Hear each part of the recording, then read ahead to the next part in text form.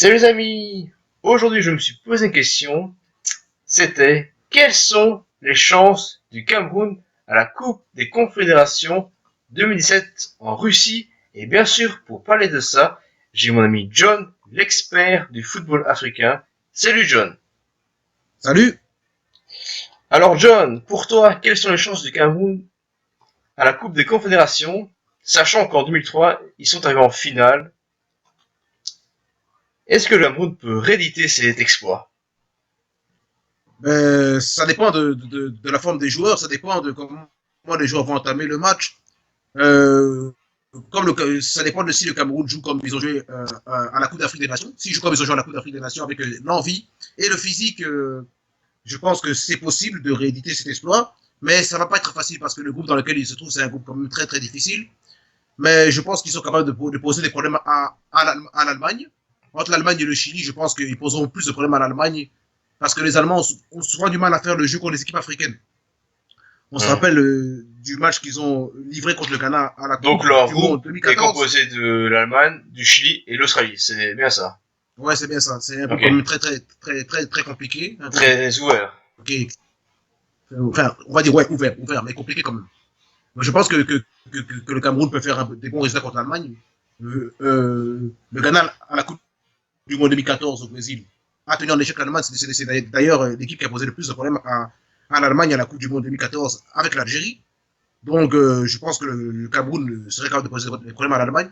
Maintenant, je pense que le match le plus dur que le Cameroun aura dans ce groupe, ça sera contre le Chili. Parce que le Chili est quand même une équipe très technique, très rapide Attends. et, et très précise. Le match Cameroun-Allemagne, c'était pas un match amical? C'est un match amical. Ouais. Ils avaient fait 2-2. Ah oui. Je me souviens de ce match. Ouais. Donc voilà, le Chili, c'est une équipe, moi j'ai visualisé l'équipe du Chili, une équipe très technique, très rapide et très précise dans son jeu et très précise dans ses frappes. Et la seule chose que je crains avec le Cameroun, c'est la précision dans les centres, parce que parfois il ne faut pas toujours des centres très précis. Donc j'espère que là, à la Coupe des Confédérations, ils seront précis dans leurs centres et surtout face au Chili, parce que le match contre le Chili sera un match très très compliqué. Maintenant, s'ils veulent poser des problèmes au Chili, ils doivent essayer de jouer avec leur physique et d'être organisé, d'être rapide et d'être précis. Parce que les Chiliens sont très rapides, très techniques et très précis. Et ont des frappes très précises. Donc c'est une équipe qu'il faudra vraiment prendre très au sérieux. C'est une équipe qui va être très difficile à jouer pour le Cameroun. Mais si le Cameroun joue physique, ils peuvent embêter le Chili.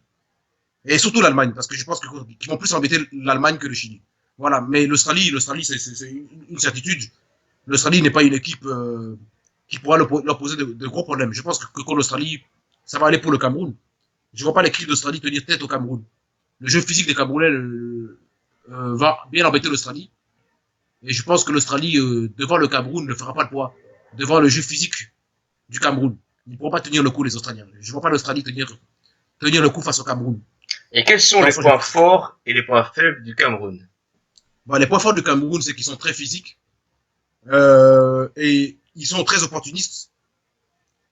Euh, Ils savent faire la différence euh, dans les bons moments. Excusez-moi, ils savent faire la différence dans les bons moments. Et les Hein. points faibles du Cameroun, pour moi, les points faibles du Cameroun, c'est qu'ils ne sont pas précis dans leur centre. Il ne faut pas des bons centres. Ils ont parfois des centres très imprécis. Et à ce niveau-là, contre le Chili, ils devront faire attention. Ils devront être précis dans tout ce qu'ils font parce que si ils sont imprécis dans leur centre et s'ils font des erreurs, ça peut se coûter cher. La moindre erreur contre le Chili peut coûter très cher. Donc le Cameroun contre le Chili devrait être bien organisé en défense. Je pense qu'en défense, ils sont très bien organisés. Je pense que l'organisation défensive, c'est l'un des points forts du Cameroun. Et l'opportunité de marquer des buts est aussi un point fort chez les Camerounais. Maintenant, leur point faible, pour moi, c'est la précision dans, dans les centres et parfois dans les passes. Ils ne sont pas toujours précis dans leurs passes et pas toujours précis dans leur centre. Donc voilà, ça c'est le côté faible, c'est le côté qu'il faudra travailler, c'est les centres et la précision dans les passes et dans le jeu. Voilà, ça c'est vraiment le côté où les Camerounais devront beaucoup travailler dans la précision des passes et la précision des centres. Voilà. Et essayer de jouer sur leur physique parce qu'ils sont très forts physiquement. Ça, ils doivent le faire contre le Chili et contre l'Allemagne, jouer sur leur physique pour bien embêter le Chili et l'Allemagne. Et je pense que s'ils font ça, ça va bien se passer pour le Cameroun. Moi, personnellement, c'est les points de vue personnel, j'espère voir une finale entre le Cameroun et le Portugal.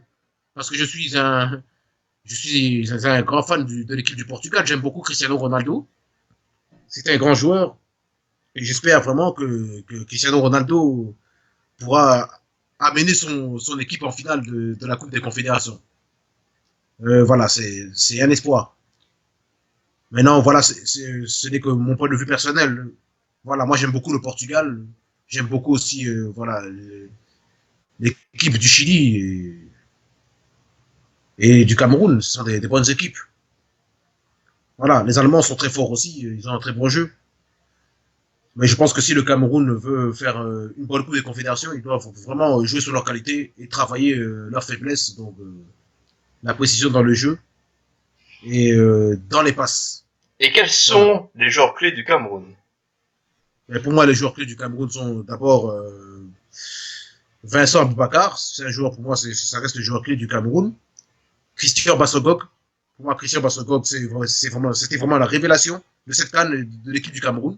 C'est un joueur clé de l'équipe du Cameroun parce que c'est souvent lui qui apporte des balles de but. Souvent, il marque quand il faut marquer. Donc voilà, c'est un joueur pour moi très important. Et Nga2 aussi est un joueur aussi. Nga2 aussi est un joueur très très important. Le défenseur camerounais, il est très très fort, très très important. Pour la défense, il est important. Il y a aussi Teke aussi, c'est un joueur important pour la défense. Et Nicolas Nkoulou.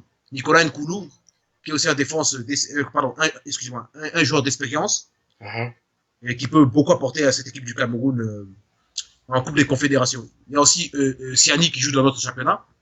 Siani qui joue en Anderlecht, je pense. Au stand. À Ostend, à Ostend.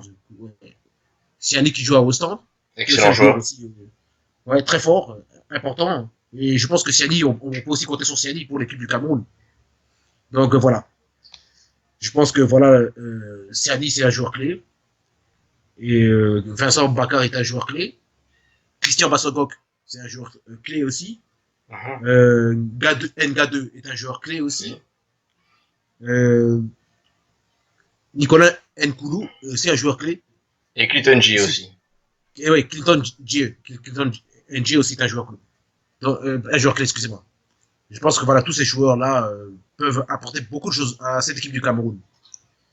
Et voilà, avec Siani qui joue dans notre championnat, le joueur d'Ostende. Donc voilà, je pense que voilà, ces joueurs-là peuvent apporter beaucoup de choses au Cameroun. L'intention physique et la détermination dans le jeu. Ils peuvent déclencher des bonnes choses pour l'équipe du Cameroun, quoi. Avec TQ en défense, je pense que ça pourra aller pour le Cameroun.